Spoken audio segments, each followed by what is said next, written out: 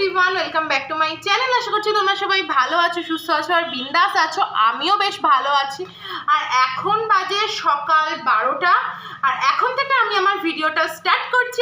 আজকে আমি যাব স্টার বিরিয়ানিতে। স্টার বিরিয়ানি একটা সময় কিন্তু ইউটিউবের দৌলাতে বেশ ফেমাস ছিল, আর অনেকে তো সেই সময় স্টার বিরিয়ানির সাথে দাদা বৌদির বিরিয়ানিকে কম্পেয়ার করেছে। তো আমি কখনো আজ পর্যন্ত দাদা বৌদির বিরিয়ানি টেস্ট তো করিনি, কিন্তু স্টার বিরিয়ানি টেস্ট করার জন্য কিন্তু বেশ এক্সাইটেড। কারণ আমি জানি দাদা বৌদির বিরিয়ানি কতটা ভালো খেতে হয়, কারণ আমি ডিবাপির বিরিয়ানি তো খেয়েছি, আর ডিবাপির বিরিয়ানি দাদা বৌদির বিরিয়ানি প্রায় সেম টাইপের। আমি খুব এক্সাইটেড সিরিয়াসলি স্টার বিরিয়ানি দাদা বৌদির মতনই খেতে কিনা। যে সময় স্টার বিরিয়ানি খুব ফেমাস হয়েছিল সেই সময় আমার স্টার বিরিয়ানিতে যাওয়া তো হয়নি, কিন্তু আজকে আমি যাব। তো চলো ফটাফট রেডি হয়ে তারপরে বেরিয়ে তোমাদের সাথে রাস্তায় বা ট্রেনে উঠে দেখা করছি। আর হ্যাঁ, আজকে কিন্তু আমি পুরো অনেস্ট রিভিউ তোমাদের সাথে এই ভিডিওতে শেয়ার করতে চলেছি, সো দেখতে থাকো।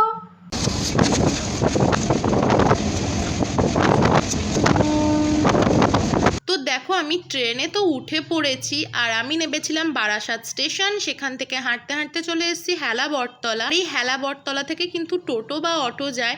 এখানে যদি বলো তুমি স্টার বিরিয়ানিতে যাবে, তো ওরা কিন্তু একদম তোমাকে দোকানের সামনেই নামিয়ে দেবে। তো আমি অটো ধরে চলে এসেছি স্টার বিরিয়ানির সামনে। আর আমার এক্স্যাক্টলি ভাড়া কত নিয়েছিল সেটা তো আমার মনে নেই। তো এই হচ্ছে স্টার বিরিয়ানি।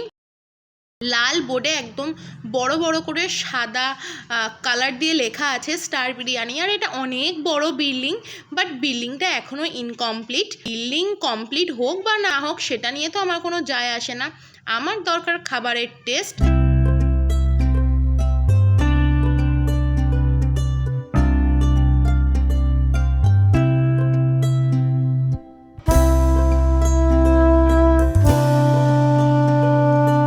দেখো, এখানে বিরিয়ানি প্রায় শেষের পথে। আর এটা হচ্ছে চিকেন চাপ, যেটা 100 টাকা করে ছিল মেবি। আমরা নিয়ে নিচ্ছি বিরিয়ানি, কোয়ান্টিটিটাও বেশ অনেক মনে হচ্ছে। আর এখানে কিন্তু দাদা বৌদির মতন একদম কলা পাতায় আমাদেরকে সার্ভ করছে বিরিয়ানিটা, যে ব্যাপারটা আমার তো বেশ ভালোই লাগে।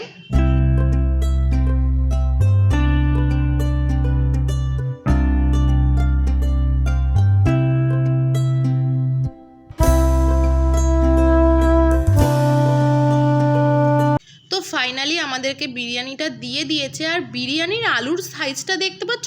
আর তারপরে তো আমি চিকেনটা খুঁজেই পাচ্ছিলাম না। আর রাইসটা কিন্তু বেশ ঝরঝরে আর বেশ মশলা আছে বলে মনে হচ্ছে ভাতের মধ্যে। আর আমি একদম ভিতর থেকে চিকেনটাকে খুঁজে বার করলাম। বার করতে গিয়ে কিন্তু চিকেনটা আমার 2 টুকরো হয়ে গেল। মানে বুঝতেই পারছো চিকেনটা কতটা সেদ্ধ হয়েছে। চিকেন চাপটাও বেশ ভালোই। আর চিকেন চাপ দিয়ে বিরিয়ানি খাওয়ার জন্য না চাপে একটু গ্রেভির দরকার হয়, যে গ্রেভিটা কিন্তু ছিল। তো লুকিং তো একদম 10 আউট অফ 10। এবার টেস্ট করার পালা।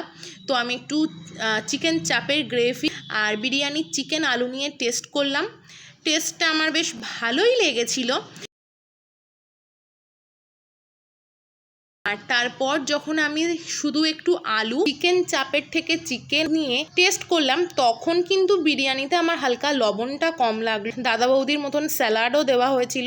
তো যাই হোক, আমার বিরিয়ানিতে অনেকটাই লবণ কম লেগেছে। চাপের সাথে খেলে জিনিসটা ভালো লাগছিল, কিন্তু চাপ ছাড়া শুধু বিরিয়ানিটা খেলে লবণের পরিমাণ বেশ কম লাগছিল। তারপর বাইরে বেরিয়ে একটা আইসক্রিম খেলাম।